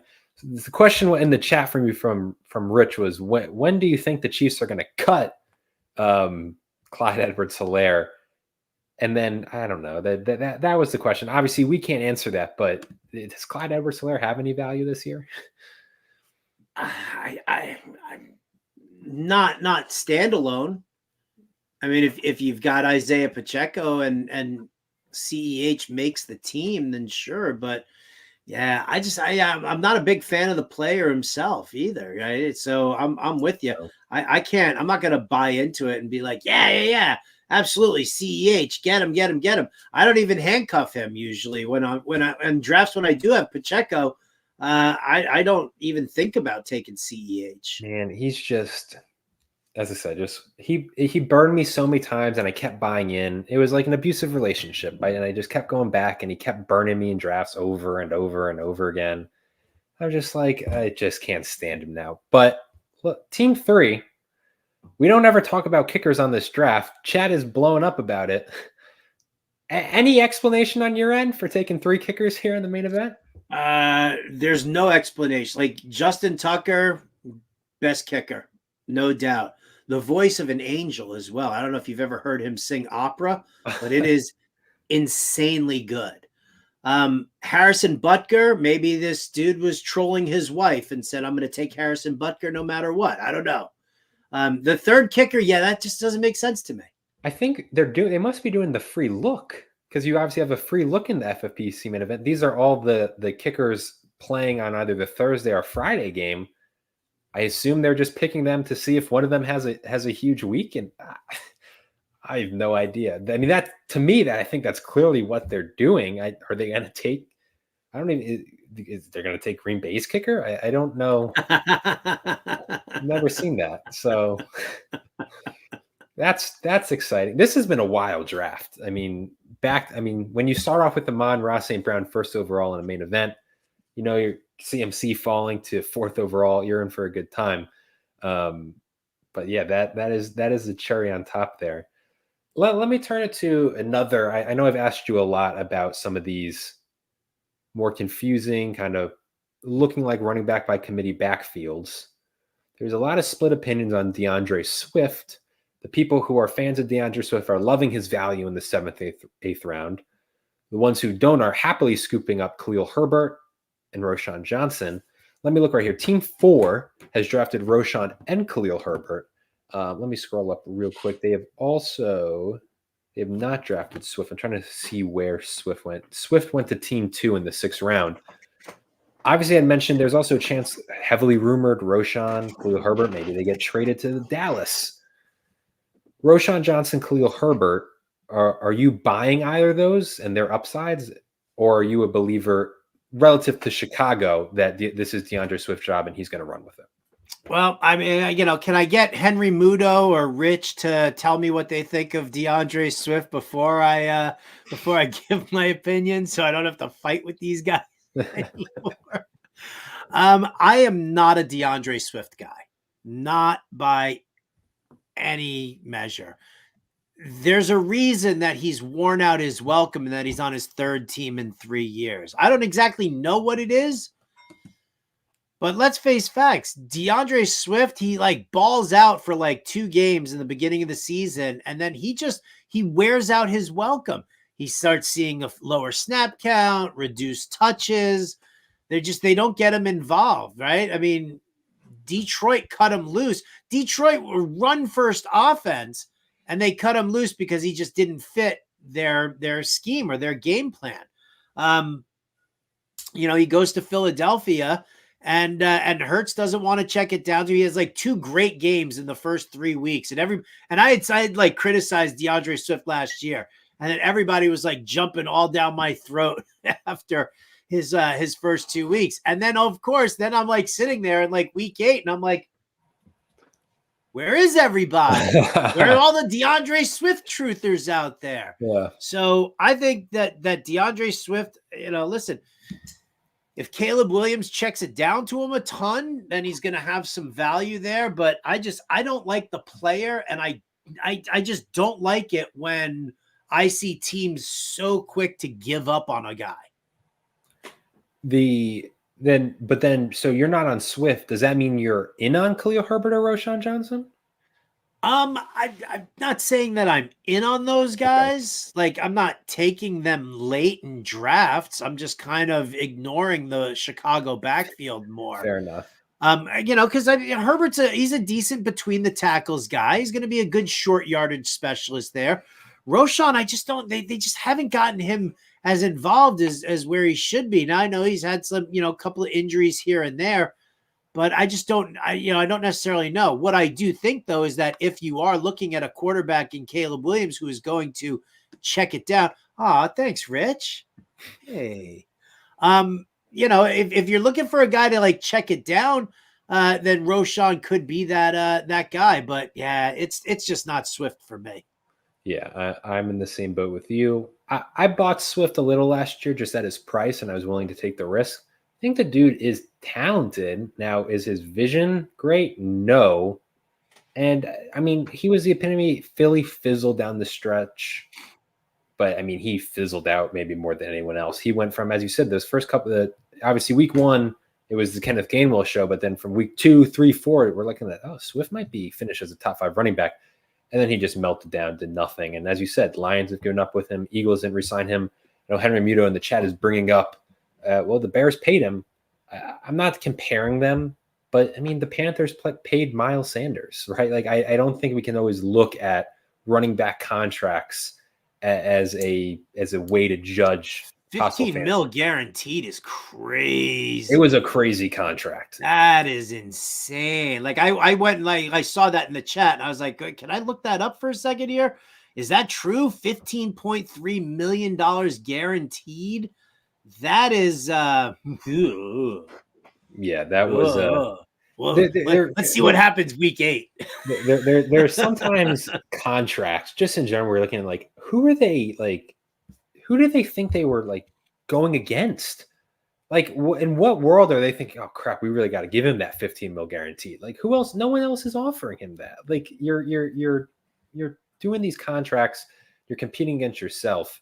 Ryan Pace has had a really good tenure. I think it's Ryan Pace. Maybe I'm wrong. The Bears GM has done a really good job building up that team. But that contract was probably one of his iffier things. That, and for some people, it's keeping Eberflus on instead of starting fresh with Caleb Williams. Your guy, Theo Johnson, drafted at tight end 31. I just want to point that out here in the 19th round, which feels like some really good value for our guys who've been getting rave training camp reviews. Drew Aller at Penn State last year was horrendous, so I don't think you can accurately judge any Penn State pass catcher. And we saw, I think, there was all that hype for Darren Waller last year. And maybe Theo Johnson can fulfill that just a year later. But I wanted to ask you, Jawan Johnson, who just got drafted, is another tight end receiving some late buzz. Saints is another maybe icky offense. I know a lot of people don't like Dennis Allen. I think a lot of Saints players might not like Dennis Allen. But Jawan Johnson, his ADP was deflated due to injury. He looks like he'll be back for week 1. He's another name I hear kind of that people say, hey, maybe he can break into, maybe not always top 5, but he's going to outperform his ADP. Do you agree with that?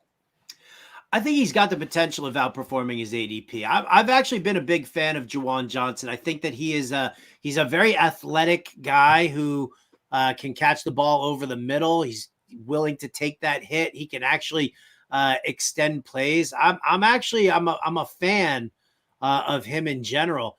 What I like about like Dennis Allen, he's not a part of the offense. Dennis Allen is a defensive minded coach. He brings in Clint Kubiak, who, I think is obviously he's a great Nepo baby, right? His dad, Gary. And then what I love even more of what Clint did was that he brought in Rick Dennison to serve as his offensive assistant, because Dennison had something in his contract with Minnesota when he left that he wasn't allowed to accept like the same job or something like that. What I don't remember the exact verbiage, but that's why he's not listed as the offensive line coach. But I look at this team, and I know that the Saints offensive line being rebuilt, being, moved around here, but there's a reason, right? That Gary Kubiak and Rick Dennison for years. And if you just go back to history, go back to Denver in the, go back before the turn of the century. I love saying that, right? Before the turn of the century, they were turning guys like Orlandis Gary, Reuben Drones, Mike Anderson. They were turning these guys into 1,000-yard rushers over and over again because of the way their outside zone blocking scheme worked. And Clint Kubiak is taking that. So they did that in Denver. They did it in Houston. Steve Slayton, Arian Foster. They went to Minnesota together. They helped Dalvin Cook become Dalvin Cook. So now you've got Clint Kubiak, who's taking a page out of his dad's playbook here, brings in Rick Dennison, and they're revamping this offensive scheme. So maybe with a better ground game, and I know they definitely need to a lot of stuff is going to rely on that Saints offensive line. A lot of stuff is going to rely on that. But Alvin Kamara is a good outside zone runner. He's not a between the tackles guy, or not anymore. He's not, at least. And so, I think that things can open up a little bit more for Derek Carr in the passing game. He's still not a great QB, but I think if you are, building this offense a little bit differently, you're taking some of the pressure off of him, and then he can pepper Olave with targets. He can hit Shaheed downfield. Maybe Jawan Johnson gets involved a little bit more heavily there as well. So I think there's potential. You had mentioned how Team 12, Kirk Cousins was their first QB taken. And you said, hey, they have chances late in the draft. You liked it. They take Will Levis at QB 23. this is when you had mentioned that, like, hey, there's upside QBs that can get late. Will Levis was the first name that popped into my mind. I think he's a Jameis Winston-esque season due, where he's just chucking the ball around, and that Brian Callahan offense has good receiving weapons. Obviously, good news today. DeAndre Hopkins expected back for week 1. Was that what you had in mind for Team 12? I love Will Levis this year. I really do. I really do. Because, I mean, this is like you just said, Callahan comes in here, and what does he do? He brings him Calvin Ridley, right? He brings in Tyler Boyd from Cincinnati in an attempt to really work. Like, we know Will Levis has a cannon for an arm, and he's no problem finding Ridley downfield. It's the underneath work. It's the accuracy. You bring in a reliable guy like Tyler Boyd, who's also a very crisp route runner. Okay. And all of a sudden you're making it a little easier for Will Levis to improve on his accuracy. You watch his completion percentage this year. I bet you it goes up, but you bring in a pass catching running back like Tony Pollard. You bring in Ridley, you bring in Boyd. You've already got DeAndre Hopkins. Chigakonko is a big pass catching tight end. This is not the Derrick Henry running the football Tennessee Titans anymore. I think Will Levis is the perfect complement here to Kirk Cousins. A perfect complement. Howard, I got to thank you for coming on again. Obviously, the last pick is about to go underway. I'm sure when you agreed to come on, you weren't expecting maybe this wild of a draft, this wild of a chat room, but you were I love it. Great stuff. Please, before you go, though, please let us know where we can find you, find your work, and listen to you. Well, you can find me living rent-free in Henry Muto's head, in Rich's head. Your mother, not yours, Aiden, but whoever was in there. No, you guys can find me all over the pages at fantasyalarm.com. You can also hear me on SiriusXM Fantasy Sports Radio Monday through Friday, 6 to 8 p.m. Eastern. And then if you can find me here on the FFPC on Tuesday night, 10 p.m. 10 p.m. Eastern. 10 p.m. Eastern in the Fantasy Pros draft. I'll be there. So if that draft's not filled yet, come join me. Howard Bender, ladies and gentlemen, thank you so much for joining us. Thanks for having me, Aiden. An absolute pleasure. For everyone interested in signing up for more of our live draft coverage, we will be having another live FFPC main event going off next Sunday. Still determining the time. It's going to be somewhere between 7 to 9 p.m. So look out for that. We'll post it on our Twitter. We'll be having a live draft coverage of the Fantasy Pros Championship on Tuesday with the two-time champion of the contest, Abib Agbatoba. So tune in for that. Everyone, drafts are filling every single day at myffpc.com. Only a couple of weeks left until the season kicks off, so get those drafts in. FFPC main event drafts are filling every night. $1 million is on the line. $5.9 million prize pool. It's the best of the best, the granddaddy of them all. Thank you to everyone who tuned in today. Thank you to everyone who participated, who sent in questions. We appreciate it. We will see you guys Tuesday night. And don't forget, tune in tomorrow night for the high stakes lowdown with Eric Balkman. That is Monday night. And then, as I said, Tuesday, we will be back for Fantasy Pros Championship coverage. See you guys then.